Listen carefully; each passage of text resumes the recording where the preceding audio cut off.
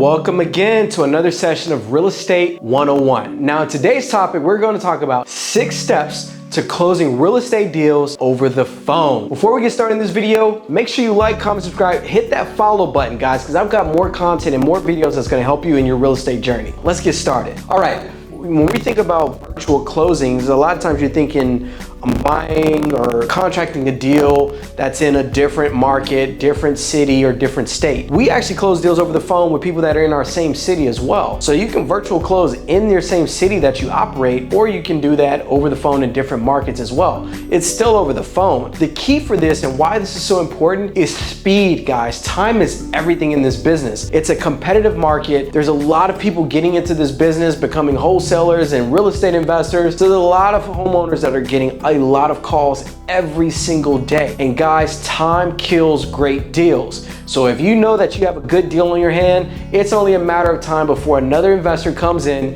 and takes that deal from you and gets that property under contract. The key is to get that property under contract as fast as possible. So if I know I already have a good deal and the seller is ready to move forward and ready to get the documents signed, before I even make an appointment, I would prefer to get that property locked up online via DocuSign so I can get electronic signatures and get that property under contract. I don't need to meet with them in person. I don't even need to go see the property. I know based on the numbers and based on what the seller is telling me, I can know if it's a great deal or not. But guess what? I have an option period where I can then set an appointment, go see the property. If it's way worse than what I thought, I can renegotiate on the price. I want to have control though. I don't want to waste time. Okay, so the first thing you want to do when talking with a seller, you want to pre-qualify your seller as well as qualify your seller. That's making sure that you're talking to the person who's actually the homeowner, that they actually own the property, that they're actually ready to sell the property. Now, when we're going through our pre-qualification, our qualification process, guys, we're using all of our sales skills, right? We're using our sales skills, negotiation skills, all things we've learned over the years, the right questions to ask, using the right tone, timing, all of these different things, going negative, going positive, building rapport. All of that stuff is happening in this pre-qualify and qualify stage.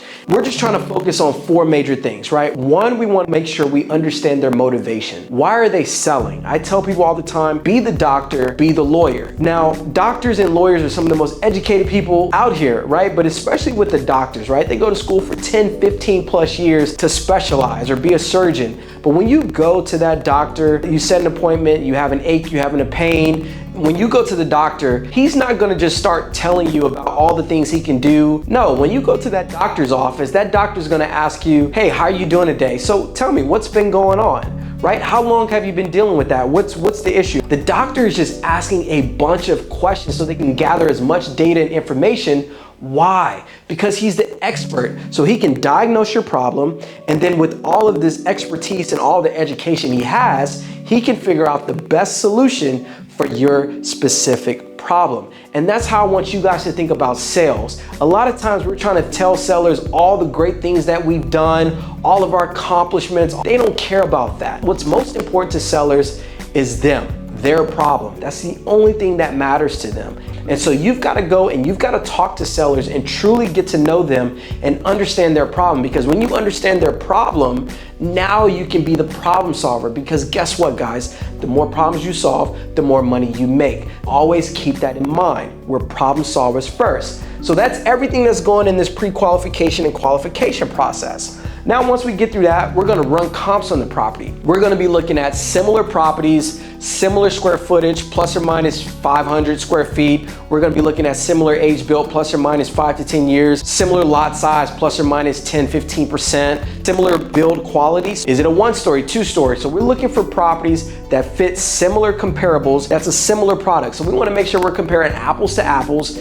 as opposed to apples to oranges. That's the easiest concept I can explain to you guys when we're thinking about running comps and run our numbers. That's where all that's going on, so we can kind of estimate our offer. Now, once we know our comps, what I advise is if you're gonna make an offer range, let's say you know that the maximum allowable offer you're gonna make on a property is $150,000. If my offer range, it's gonna be a big range, meaning the range from my low number to my high number, so they don't know exactly where I fall. I'm probably gonna discount my offer about an extra 10 to 15 grand, and my top number is probably gonna be about 140, and I'm gonna have about a 30 to 50K range. So what I mean by that is my top number may be 140, my low number will be 90. So my offer range is say, hey, Mr. and Mrs. Seller, we're paying anywhere between 90 and 140,000, and then be quiet. Hear them, they may huff and puff, oh, 85,000 is too low, or actually 135 or 140,000 dollars will work. Well, Mr. Seller, that is on our high end, but that's if the property's in really good condition. But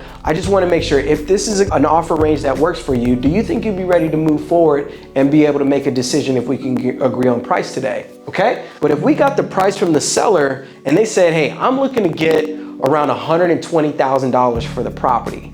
Now we know it's in our offer range.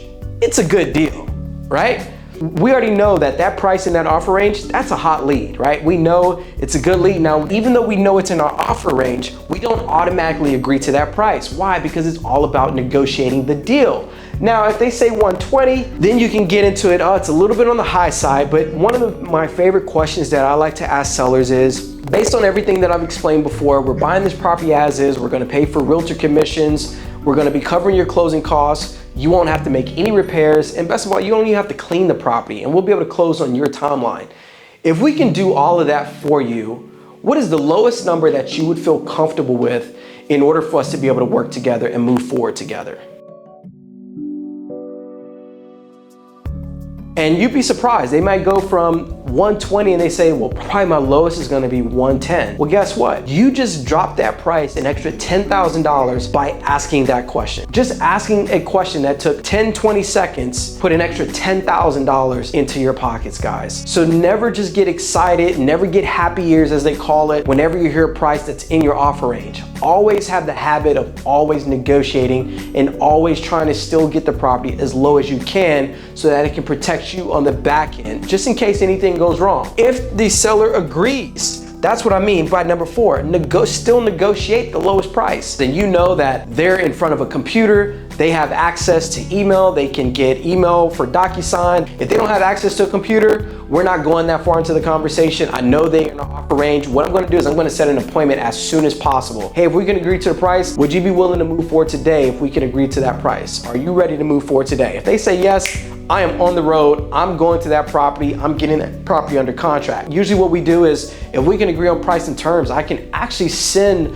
the purchase agreement to you via email for electronic signature. Is that something that you think would work for you? Is that something that you'd be able to do? And if they say yes, why not do it? You're gonna save yourself so much time compared to the competition, guys, because time kills deals. So anytime you can save an extra 10 minutes, 30 minutes, an hour, do it. And that's the power of closing deals virtually and closing deals over the phone. And you wanna make sure they're gonna be in front of a computer, and you may have to reschedule to a later time. They may be out and about, and they may say, hey, I'll be back home maybe around 2 o'clock or 3 o'clock. I'll be in front of my computer. We'll set that appointment. We'll basically have a virtual appointment. We'll be over the phone. We can even take a Zoom call with the seller, and then we're gonna walk them through the DocuSign and get that contract signed electronically.